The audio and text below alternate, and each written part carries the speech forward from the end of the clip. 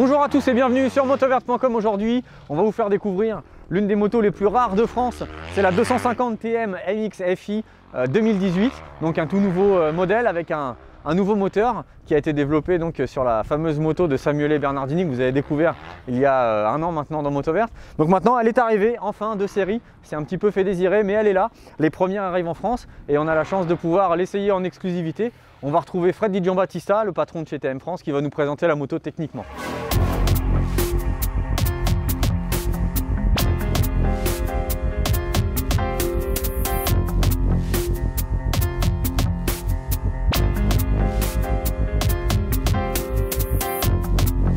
Toute nouvelle moto 250 FI MX 2018 qui est issue du travail qu'ils font depuis 3 ans à MX2 avec Samuele Bernardini. Donc la moto, si de prime abord esthétiquement elle ressemble au reste de la gamme, techniquement il y a eu un gros travail de fait. Ce qui la différencie esthétiquement comme ça, c'est d'abord son double échappement, c'est qui est la première chose qu'on voit, mais si on se penche un petit peu derrière, on s'aperçoit que le moteur est tout nouveau. Beaucoup plus compact que la génération précédente, issue de la technologie qu'ils ont mis en œuvre pour le Moto 3 avec la piste. Alors si la technologie est la même, la culasse y ressemble, mais à l'intérieur elle est radicalement différente. Les angles de soupape, etc. ne sont pas du tout les mêmes. Donc c'est vraiment le MX2 qui a servi de laboratoire à cette moto. Alors on voit de ce côté les différences avec l'ancienne génération, où la précédente culasse venez se cacher derrière la partie du cadre ici, alors que là on voit l'intégralité du moteur vraiment sous la boîte à air, qui est aussi une spécificité de la gamme TM 4 temps, où on a le filtre à air ici avec l'admission directe au-dessus du moteur. Ici, ce dont on s'aperçoit essentiellement, c'est le nouveau fonctionnement de la culasse, avec la chaîne de distribution qui ne passe plus sur les arbres à cam mais sur un pignon qui est accessible derrière ce cache qui lui-même vient entraîner les deux arbres à cam. Tout ça pour gagner du volume, encore une fois, du poids et évidemment la finalité de la performance. On est sur une moto plus légère, plus puissante, plus maniable que la génération précédente. Donc on va voir en piste comment se traduit tout ça, mais les premiers essais sont assez concluants. C'est une moto affichée au catalogue aujourd'hui à 9 490 €. Celle-ci équipée du démarreur électrique coûte 300 € plus cher. C'est une option que vous pouvez demander à la commande. Une moto toujours un petit peu à la carte avec certaines options au niveau du montage du guidon sur cyle en bloc ou amortisseur disponible de la même manière à la commande. Bon, et bien maintenant que les présentations sont faites, on va essayer la moto sur le terrain. C'est parti. Premières impressions donc sur cette TM. Alors déjà elle est relativement haute, donc c'est vrai que c'est une machine qui sera beaucoup plus adaptée au pilote d'un certain gabarit. On voit, moi je fais 1m80 et j'ai les pieds qui touchent tout juste par terre, donc c'est vraiment une machine qui est relativement haute, avec un poste de pilotage qui est assez haut. Entre les jambes, elle est très fine et à manipuler, elle est vraiment super légère. Donc elle est quand même bien équipée de série, c'est aussi une des particularités de ces motos artisanales.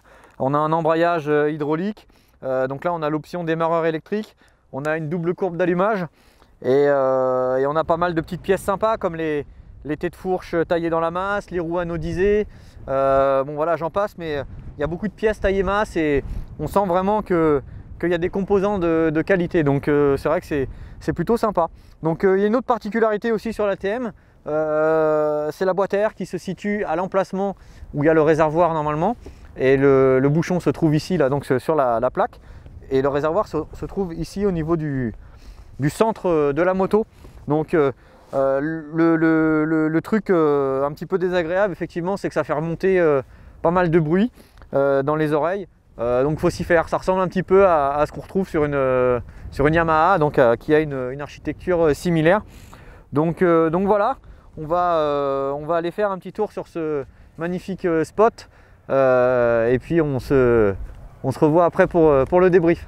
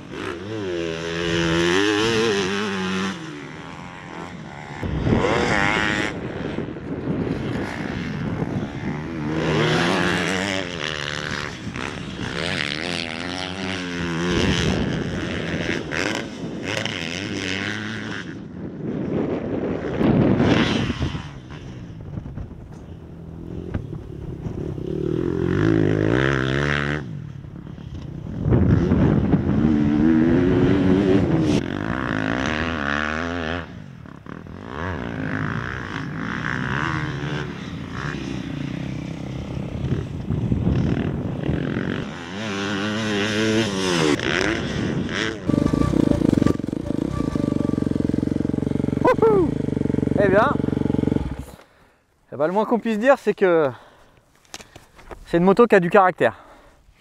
Elle a vraiment un moteur très typé, très puissant à haut régime, avec une allonge assez étonnante, beaucoup de force aussi, très énergique en fait. C'est vraiment un bon moteur, ça marche vraiment bien. Ensuite, bon, voilà, on parle du moteur en priorité parce que c'est vraiment la grosse nouveauté. Donc pour moi, je pense que c'est une réussite ce nouveau moteur.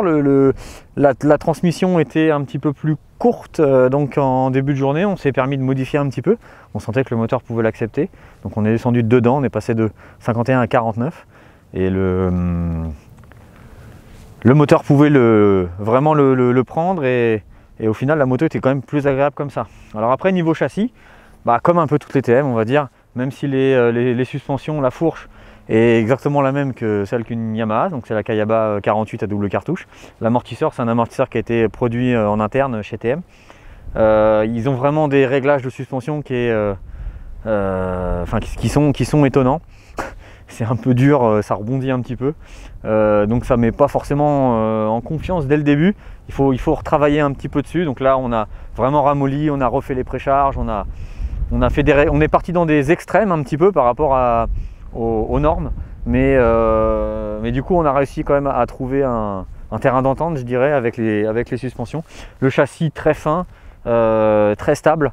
En même temps très joueur parce que voilà, c'est une moto qui est quand même relativement haute avec un guidon assez haut, donc on domine vraiment bien et ouais, franchement c'est pas la moto qu'on rencontre tous les jours, mais en même temps elle n'est pas non plus bizarre. Il y a tout qui fonctionne quand même plutôt bien, l'embrayage est super agréable, les freins mordent bien, le moteur est très puissant, mais c'est vrai que c'est un petit peu différent des autres motos qu'on peut trouver. Donc voilà, elle a sa personnalité. Et je pense qu'elle pourrait convenir à beaucoup de monde finalement. Mais bon, c'est vrai que c'est quand même plus une moto qui est typée compétition. Donc voilà, si cette moto vous intéresse, rendez-vous donc chez votre concessionnaire TM. Les premières donc sont arrivées. Voilà, la toute première est là en France. Les autres arrivent dans la foulée. Et puis nous, on se retrouve sur motoearth.com pour un prochain essai. Ciao!